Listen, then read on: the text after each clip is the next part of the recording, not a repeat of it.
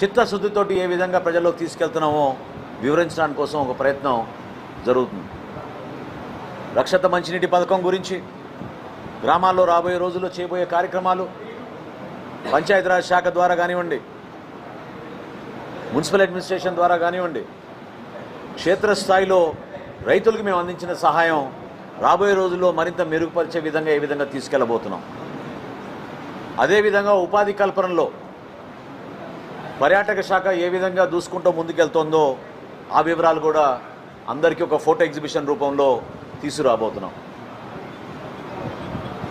అనేక అంశాలపైన చర్చించుకునే అవకాశం ఎందుకు కల్పిస్తున్నాం అంటే, నాయకత్వం ముందుకు రావాలి.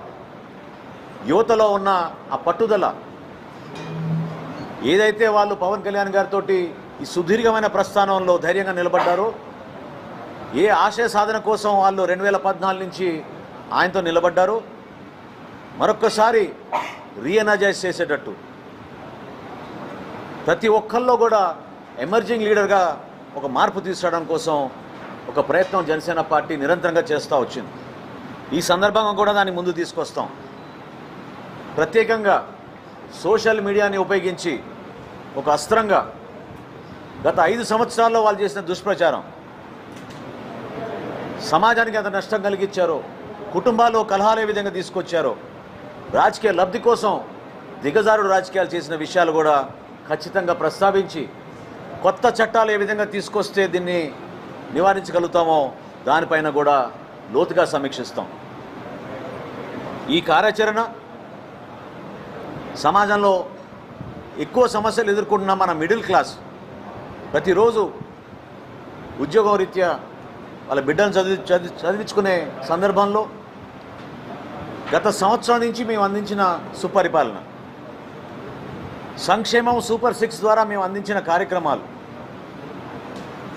ఎంతవరకు మేము చేయగలిగాం, మరింత మెరుగైన సేవలు చేయడానికి మేము ఏ కార్యక్రమాలు చేయాలి, ఈ సమాచారం జనసేన పార్టీలో ఉన్న క్రియాశీలక సభ్యులు ఒక బాధ్యతతోటి క్షేత్రస్థాయిలో తీసుకెళ్లే విధంగా ఈ కార్యాచరణని మా పార్టీ అధ్యక్షులు పవన్ కళ్యాణ్ గారు ముందు తీసుకొచ్చారు.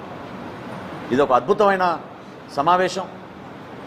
3 రోజుల పాటు విశాఖపట్నంలో రాష్ట్ర ఉప ముఖ్యమంత్రి మా పార్టీ అధ్యక్షులు పవన్ కళ్యాణ్ గారు అందుబాటులో ఉండి మా క్యాడర్ తోటి ఆయన ముఖాముఖి సమావేశాలు ఏర్పాటు చేసుకుని వాళ్ళ మనోభావాలు తెలుసుకునే విధంగా, వాళ్ళలో ఒక ధైర్యం నింపే విధంగా, రాబోయే రోజుల్లో కర్తవ్యంతో ఒక బాధ్యతతోటి కూటమిలో మనం ఎట్లా కలిసి పనిచేయాలి, ఏ విధంగా మన కార్యాచరణ ముందుకు తీసుకెళ్లాలి, దానిపైన ఈ ప్రోగ్రాం రూపొందించడం జరిగింది. దీనికి ఒక నామకరణ, ఒక అద్భుతమైన టైటిల్ కూడా ఆయన డిసైడ్ చేసి చెప్పారు. సేనతోటి సేనాని. జనసేనలో ఉన్న మా వీర మహిళలు, మా జన సైనికులు, వీళ్ళందరితో కూడా పార్టీలో ఉన్న నాయకులతోటి కష్టపడి క్షేత్రస్థాయిలో పోరాటం చేసి గెలిచిన మా గౌరవ శాసనసభ్యులు, పార్లమెంట్ సభ్యులు, శాసన మండలి సభ్యులు, అదేవిధంగా మా కార్పొరేటర్లు, పార్టీ నుంచి గుర్తింపు పొందిన పదవుల్లో ఉన్న నాయకులు అందరికీ కూడా ఈ అవకాశాన్ని మా పార్టీ అధ్యక్షులు పవన్ కళ్యాణ్ గారు సంవత్సరం పాటు ప్రభుత్వంలో ఉన్న కార్యక్రమాలపైన పూర్తి దృష్టి సారించి పార్టీ పైన పూర్తి సమయం ఇవ్వలేకపోయారు. ఆ సమయం ఇప్పుడు వచ్చింది.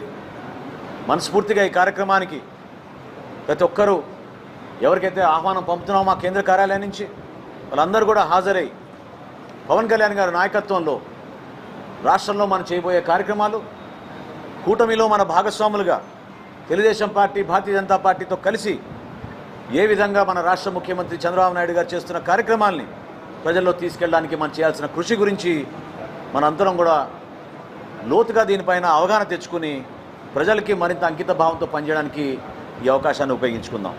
ఈ సందర్భంగా సేనాతో సేనాని అనే ఒక పోస్టర్ ఆవిష్కరించబోతున్నాం.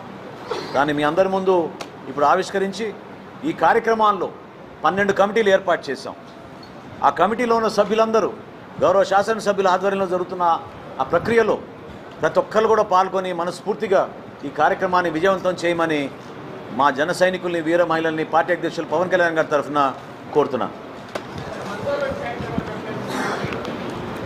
ఒకసారి పోస్టర్ చేద్దామండి. మూడో రోజు 30 తారీఖున ఇంతకుముందు మీ అందరితో